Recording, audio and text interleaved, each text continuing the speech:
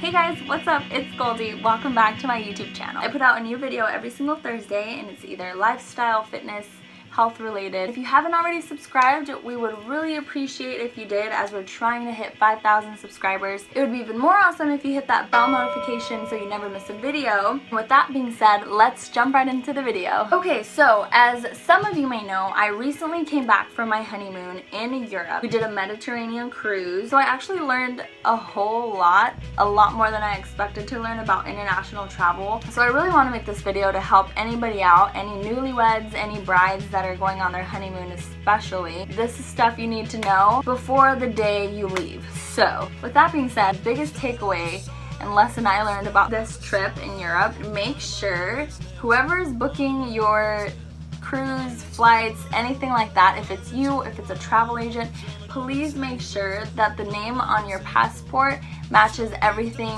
that you book online. I say this because a lot of us will change our last name, you know, our maiden name. It is so crucial that you do not have a mismatch. So you can't have your maiden name on your passport and then your married name on your boarding ticket, because they will not, I repeat, they will not let you board the flight. And that's what happened to us. We didn't think to put my maiden name on my boarding pass because I'm legally, you know, Palmer on everything. So it was a huge debacle when I tried to board the flight. They did not let me board.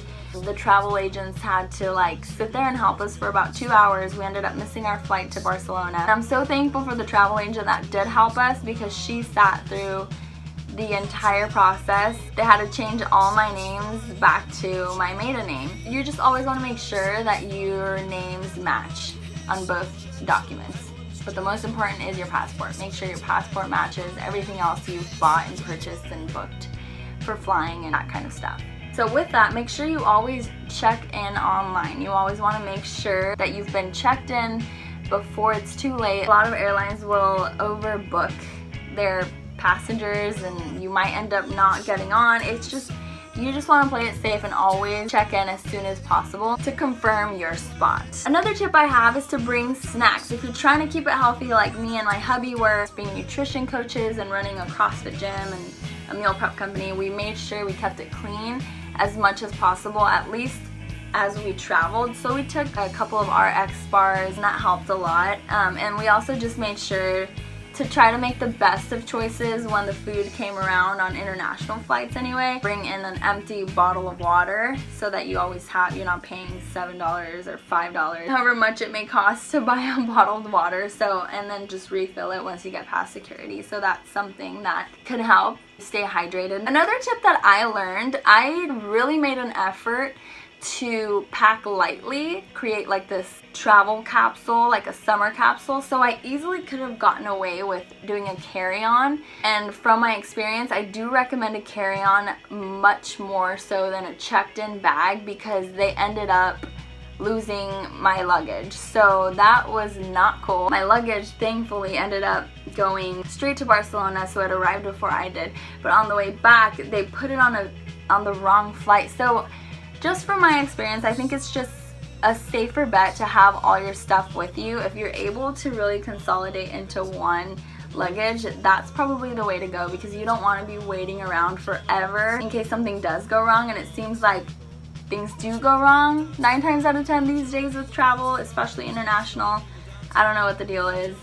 Not cool, I know, but just to be on the safe side, you're good to go if you just have your bag with you. And make sure it's not too big to where you're like that person where you're trying to get it up and in the overhead compartment and it's like stuck. So if you're a person that just cannot do that, then by all means go ahead and take a huge luggage. Just be aware that that could be a risk you might be taking. So make sure your luggage stands out. Make sure it's either like a different color, not black, maybe a print, maybe tie a ribbon. Do something so you can differentiate it. So as I mentioned, there was just like so many hurdles that we went through to just get to Europe. The biggest takeaway for me was to stay calm and don't be rude or mean to the travel agents. It's not really their fault. Everything is happening or going wrong.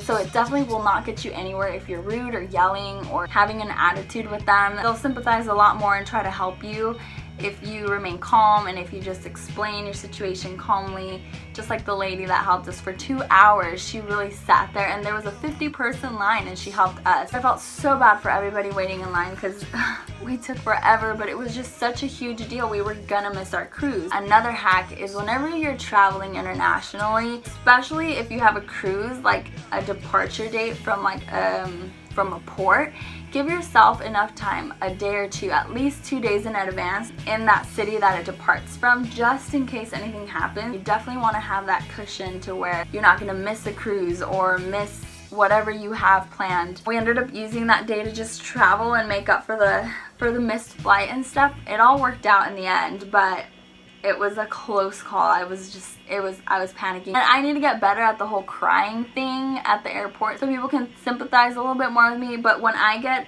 upset and mad and scared or sad, I honestly just shut down. I remain very, very calm to the point where it's kind of like, are you okay? Definitely don't show any type of like, I don't cry or I'm not like emotional about it. I just kind of like blank stare. I'm very polite, but I think if I would have cried and if I would have been a little bit more like, you know, like a crying bride, like please let me get on the flight, maybe they would have budged a little bit, but I'm working on that. So some girls have it down.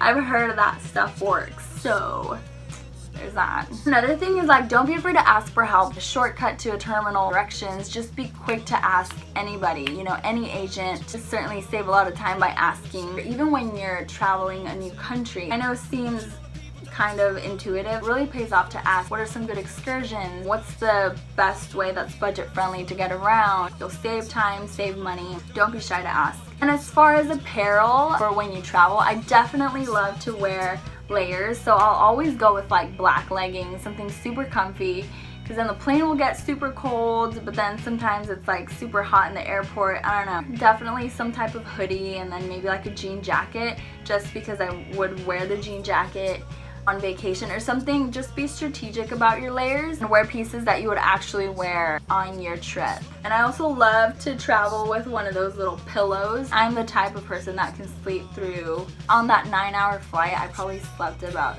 6.5 hours of it. You could even use your hoodie or something else as extra cushion or extra support and snuggle a little bit better. Definitely always be very conscientious of what your itinerary is. Don't just wing it. Always be exactly sure. Do your research. How much time do I exactly have if you have a connecting flight?